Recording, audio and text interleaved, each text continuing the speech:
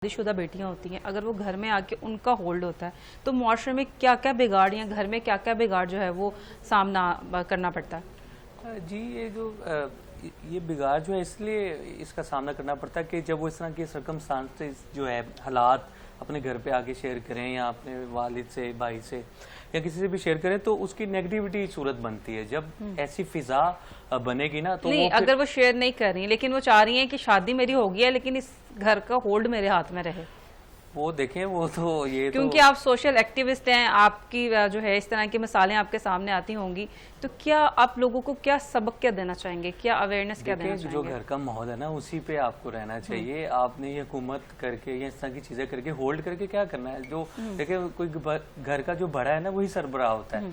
अब कोई जुम्मा 8 दिन हुए हो और वो कहे मेरे पास होल्ड आ जाए, बस कितने अरसे में मैं शोर को काबू में कर लूं और इस तरह मैंने बहू की बात नहीं की, नहीं मैंने शादीशुदा बेटियां जो शादी होकर चली गई है लेकिन वो जब अपने घर में आती हैं तो मेहमानों की तरह नहीं आती, वो बल्कि मुस्तकिल फर्द की तरह आती हैं और वो चाहती हैं कि ये काम भी मेरी मर्जी से हो, तो वहां पे बहू की क्या स्पेस रह जाती है? देखें वो तो ये है कि वो उनकी तो शादी होगी ना, वो तो उनको अपने घर की ये माइंड सेट है। ये मैं आपको बताऊं, ये जो माइंड सेट है ना कि जी मेरा घर है और मेरे मुताबिक ही इसमें मेरा होल्ड रहे, तो ये ऐसा नहीं होना चाहिए। वो जो अब आपका उस घर से नहीं है, अब आप दूसरे घर पे हैं तो आप वहाँ पे उस पर नजरसानी करें, उन मामला को ठीक करें। अगर वहाँ पे कोई इस तरह की बेगार इसमें कितनी सच्चाई है कि सास पे जो जुल्म हुए होते हैं वो सब कुछ अपनी बहू पे इम्प्लीमेंट बिल्कुल सच्चाई है इसमें, मैं समझता हूँ 100% सच्चाई है। अभी भी सच्चाई है, अब तो बिल्कुल। ये फीमेल देखें, ये सास के साथ जो मामला हुए होते हैं ना वो कहते हैं उनमें ये मकफाते अमल है ना, फिर वो आगे करती है। ये एग्रेसिव की एक सूरत है जो जिसकी बात हमने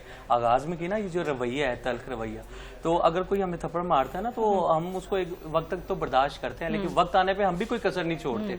तो हमारे अंदर जो है ना बुर्दबारी जिसे कहते हैं, टॉलरेंस होनी चाहिए। वो माजरत के साथ है नहीं, जो कहते हैं हमारे साथ हुआ वो हम अगले के साथ भी करेंगे। अच्छा, बर्दाश्त किस हद तक करना चाहिए? बर्दाश्त एक हद तक बिल्कुल करनी चाहिए, इसकी भी एक लिमिटेशन है। अब बहुत ज्यादा बर्दाश्त ना करें, अगला जुल्म ही करता रहे। एक हद तक, जैसे खामोश भी कहते हैं ना, एक वक्त तक ना रहें, उसके बाद ना रहें खामोश। अगर जुल्म हो रहा है ना और आप खामोश रह रहे हैं तो जुल्म तो बढ़ता रहेगा।